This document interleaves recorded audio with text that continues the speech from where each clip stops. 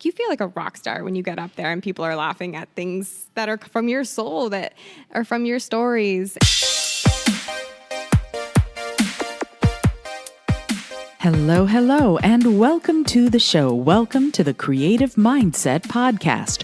My name is Isolde Trachtenberg, and I'm thrilled you're joining me today. In this show, we explore how to live your exciting, creative, and most fulfilling life. Hello, and welcome to the show. This is Isolde Trachtenberg, and I'm thrilled to welcome you to the Creative Mindset Podcast. Right now, I'm doing a series on stand-up comedy. I have decided to become a stand-up comedian. I know, right? A little crazy to change so midstream, but why not? And I'm taking a class through the People's Improv Theater with the comedian Chris Griggs, and I have some incredible classmates. And on top of being incredible people, they have decided to agree to be on the show to talk about their process as we all go through becoming stand-up comedians. My first guest today, and I'm going to have several people every episode. For last week, we had Miranda Rodan and Molly Bassard. This week, we're going to have the fabulous Kyriaki Chonacas and Brittany Raper. And we're going to be talking to them about their process and what they're going through as they become stand-up comedians. So first of all, Kyriaki, I'm thrilled to welcome you to the show. Thank you. Thanks for having me. I'm so excited to be here. How long have you been doing stand-up? So I've been doing stand-up for about 3 weeks now. I guess I've been doing stand-up my whole entire life, right? I've been doing stand-up for my whole entire life. Do you edit this? Nope. You don't? There's no editing. It's just, It's rolling. Okay, cool. Yeah, so my life's a stage. Everyone's always laughing. I'm always just telling jokes. I like to make other people feel good. But, industry standard stand-up, I've actually, I just signed up. I was at a comedy show at the Broadway Comedy Place on 53rd a few weeks ago for my girlfriend's birthday, and I was so inspired. I Googled best comedy schools in New York City and 5 best comedy schools in Los Angeles, and because I know the ones in LA, and then I found the Pit, and I signed up, and that's how I'm here. That's terrific. And what do you want to do with your stand-up? I know you have a lot of different careers that you're pursuing, but what about stand-up is interesting to you? What do you want to do with it? Well, the cool thing about stand-up, there's like the cool thing about stand-up for me is it's not like a destination. I don't see a destination and an end goal of like a Netflix special or like, oh, this stand-up comedian like girl just like popped off. No, for me, it's just like a through line to just laugh, have more fun in life, put it in a part of my whole existence of everything I'm doing, and just play with curiosity and see what comes of it. And I have really found this new obsession of like movies and watching the special stuff, and just learning the history and the education and the art of comedy, and just really diving in to that aspect. So it's really exciting and insightful in its way. I can be like a CIA research bunny, just like finding out like what's going on, and it's just a new obsession, and it's like a healthy obsession, right? That's terrific. And we are taking a class, so we're learning right now. What exciting and fun thing, what was the most cool thing you learned in class today? Well, actually, I have a question because we were like pressing from time, but the meta jokes or the meta, like I don't know what that is. So I didn't even get to ask, but I didn't want to like interrupt the flow. So I didn't learn what that is today. I want to know what that means. Meta jokes, is that what it was? Meta jokes? So I want to know.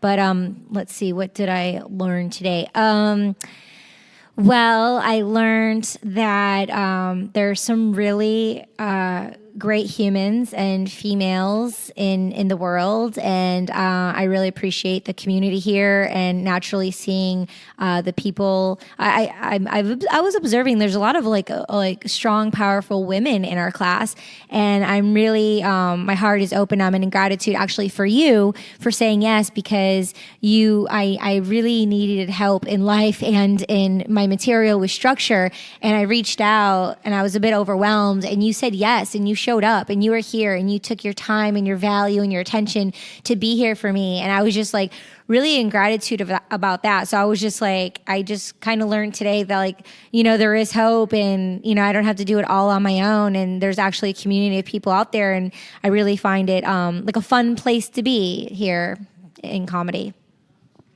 I find the exact same thing. I'm having the best time meeting everybody and getting to know everybody in the class. And it's also a way for us to build community of people that I think might be around us, that we can be around much past this whole class, right? Right after the class, we have our class show, but then I fully expect that we're going to be going to open mics together and booking gigs together and things like that. So I think that's it's funny. I was about to ask you, what is the thing you're most looking forward to? And that's really what I'm most looking forward to, is growing as a stand-up comic, but with this new community. So what about you? What is the thing you're most looking forward to after the class and beyond? Well, yeah, I'll just piggyback off what you just said right now. Like literally, like it's so fun. It's so feasible just to like jump and go to like open mics. And I went to the website and found out, like jumping into open mics and just going and seeing shows with like classmates and like having like a new community of like friends and for me, the divine feminine energy to have like smart, intricate, like cool girls to like go around New York City with, and just like, it's like you can make it cool. You can't make it cool. See you at the next one. And it's like, it's always going. It's so fast paced. So it's like, it's always going to be there. And I just have a natural love for it. The other thing is our very first class, Chris said, go to the website and submit for a show. So I already submitted, like right that same week, I submitted for my first show to start mid-January, second week of February, an 8-week show once a week, just to like put myself out there and invite like agents, managers, friends, community, just to like keep it really going to dive deeper into the art. So I want to really, keep going in practice and on stage. Mm-hmm. Wow, congratulations. I'm going to be there in the audience cheering you on. That's terrific. So I want to thank you, Kyriaki, for being on the show. And I'm looking forward to more interviews with you as we make progress. And perhaps you'll come back after you do your solo show in January and be on the podcast again to talk more about what your process has been and how you've been delivering everything. I think it's amazing. Thank you so much for being on. Cool. Thank you so much. Thank you so much. And I want to say, like, Ms. Raper, who you're about to hear, she's one of my new favorite stand-up comics, and you're definitely going to see some like small and big things from her. So I feel grateful to be able to be in the nucleus to see you develop in your process and watch your journey. All right. Thanks, ladies. Thank you. And one last quick thing. Do you have a website if people want to know more about you and what you're doing? Do you have a website you can point people to? Yes, my last name is Chonacas, Chonacas. It's just chonacas.com. That's my Instagram as well. And then I have a brand, and I'm in a band, The Sophisticated Psychos. So we're on all streaming services, YouTube. That's our handle for Instagram, and our website, The Sophisticated Psychos. Mm-hmm. Thanks so much, Kyriaki. Okay, and I'm back with the second interview of the day. I'm happy to welcome Brittany Raper to the show. We're going to be talking, as you know, about the class that we're taking through the People's Improv Theater. It is the first stand-up comedy class being taught by Chris Griggs. It's not his first class. He's been doing it for a while, but it's our first class, and we are talking about how we've developed a bit of a community and getting to know each other as performers as well as people. So I'm thrilled to welcome Brittany to the show. Brittany, how are you doing? I'm doing good, thanks. Thank you so much for having me. So I wanted to find out from you, what got you started? I know that you're an actor, but what got you started on the stand-up comedy side? And I know this is a little off what we talked about, but I'd love to know from you what you think the differences are between acting and stand-up comedy. Ooh, okay. So yeah, I started in acting and I still act. But really me getting in stand-up was a coincidence. I'm on a visa. I'm on Canadian, so I'm on a visa here, and I have to make my own work to be able to stay here. And my friend and I, we both love comedy, and we started realizing that stand-up was something that we always wanted to do, and a lot of our friends wanted to do it, but we always made the excuse of like, but women aren't funny like guys are, and like we just feel like that's something we couldn't do, like we don't fit into that world. And then we were just like, why don't we? So then we made it happen for us and our friends, and now we produce the show, and now we're really obsessed with stand-up. Okay, wait. Judge is ruling. Tell me about the show. You produce a show, and as I recall, it's an all-women's show. But tell me a little bit about it so that anybody who's listening can get inspired themselves. Sure, yeah. It's called Women Stand Up. It's for all female identifying individuals, but it's also for all beginners. So the whole point is to create this platform for women to get their beginnings in stand up in a really supportive community who understands them and who encourages their voices for what they are. And yeah, so it's a monthly show. Anyone can do it. There's literally no requirements. Oh, yay, sign me up. No, seriously, sign me up.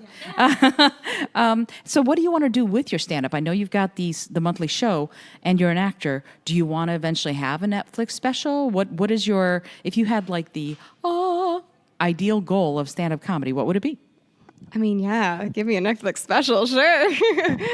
I think right now I'm just trying to stay like realistic in it and stay connected to like what keeps me going in it, which is to me the empowering part of stand-up. Like, I think it's such an inherently empowering thing to do. Like, you feel like a rock star when you get up there and people are laughing at things that are from your soul, that are from your stories, and that's what's keeping me focused right now.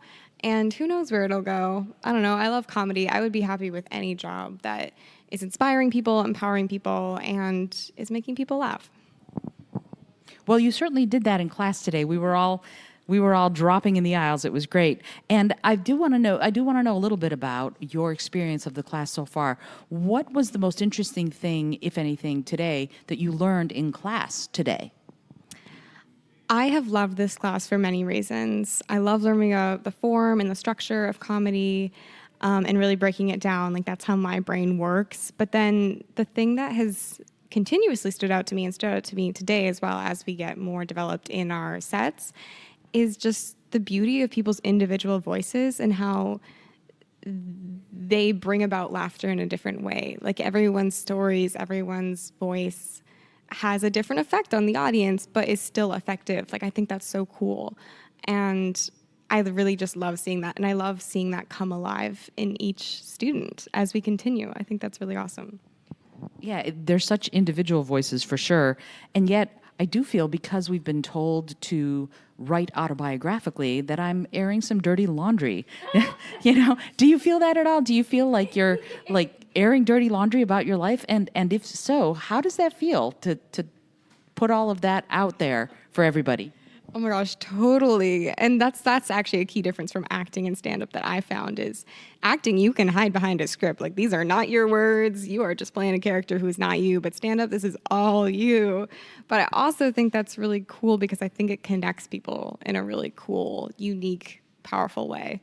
And I think it's a way to develop respect for people who aren't like you, to understand people who aren't like you. And I think we've even seen that in class already. I really have, and it's fun to watch the different perspectives. I love how some of the people's jokes really in some ways mirror each other, and some are from completely different perspectives. And yet, we can find the commonalities, and those commonalities are often the things that make it funny. I love that about it. So let me ask you, where are you going with your stand-up? What do you want? I know the Netflix special, of course, but like next week, what do you want to do? What is the goal? Is it to do open mics? How do you feel like you're going to, like Kyriaki said, I've already signed up to do a show in January and February. What's the next step for you after this class? For me, I would say to keep working on my stand-up for me, because I produce this show, but I also want to take the personal journey of stand-up as well. We've submitted our show to actually be at the Pit as well, so we'll see what that happens. Yeah. And for me, it's just continuing to learn and continuing to build up my set, build up my material. And I personally also want to be able to write even more personally. Like, I feel like I hide behind my last name a lot because it's such an easy joke. But I want to write more about my personal life and my personal feelings and the things that make me me. And because I think once you can do that, your set becomes a lot more relatable in a way. Sure, and that's been the gift of the class for me, actually, is there are things that people made fun of, anybody who's listened to my show has seen my picture, and I've got large breasts. And so people have been making fun of the size of my breasts since I was 9 years old. And this is sort of me taking the power back in my own hands, as it were, to sort of make fun of it myself. And it's my story, but it's also my power to be able to stand up and say, this is who I am, and I get to say it first. And there's a lot of power in that. Yeah, so I love that you mentioned that, and I think that this idea of telling your personal journey through comedy is fabulous, and I can't wait to see what you do with it, because I think we're all in the class, we're all in agreement that you are just rock star material. You really are. So I'm very, very excited to see what you do with your stand-up and how you grow as an artist. Well, that's very sweet. No. See, as I said earlier, I don't give compliments easily. Anybody who knows me, my husband would be like, no, she does not. So I'm really grateful that you were on the show today, and I'm really grateful that you're in the class. I hope that you'll come back and be interviewed as we progress, and also come on the show after the class. When you're about to do your first Netflix special. I think that would be great. If you want to know more about Brittany Raper and what she's up to as an actor and as a stand-up comedian, her website is www.brittanyraper.com. Her Instagram handle is @BrittanyRaper_, and Women Stand Up, the all women's comedy showcase, has a Facebook page, and their Instagram handle is @women.stand.up. The ticket link for the monthly all-women's comedy showcase is on both BrittanyRaper.com and the Facebook page, as well as the Instagram page. Thanks so much, Brittany, for being on the show. And I want to thank Kyriaki as well for being on the show today, so that we can keep growing as stand-up comedians and as artists. Remember, this is all about being creative. I personally believe in doing something creative every day and doing something that scares you every day. Comedy scared me because my husband is a comedian, so I thought there's really no way I should be doing it myself. But you know what? Standing up in front of people and sharing your story in a way that's funny, that will make them laugh, is one of the biggest joys in the world. So I highly recommend everybody come and take a stand-up comedy class, and also see stand-up comedy and read about comics, because there's so much information. There's such a wealth of data, but there's also a lot of heart. I hope you've enjoyed today's episode. My name is Isolde Trachtenberg. Remember, this is the Creative Mindset Podcast, and if you like what you're hearing, I'd love it. It would mean the world to me if you'd leave a review of the show. Come on through, no worries. This is a non-edited, totally raw and real podcast, so it's all good. So yeah, if you like what you're hearing, please go ahead and rate and review the show on iTunes or on Google Podcasts or Spotify. And if you would like to know more about what we're doing, both through this comedy class and through the Creative Mindset Podcast, please get in touch. I'd love to hear from you. Until then, this is Isolde Trachtenberg, and I'm sending you all of my love. Thanks so much for joining me today. I really appreciate you being here. Please subscribe to the podcast if you're new, and please tell your friends about the community we're building here. Today's episode was produced by Isolde Trachtenberg and is copyright Isolde Trachtenberg 2019. Today's music was from Kevin MacLeod, Laser Groove, and Ave Marimba, brought to you by Creative Commons License 3.0. As always, please remember this is for educational and entertainment purposes only. Past performance does not guarantee future results, although we can always hope. Until next time, I send you all of my love.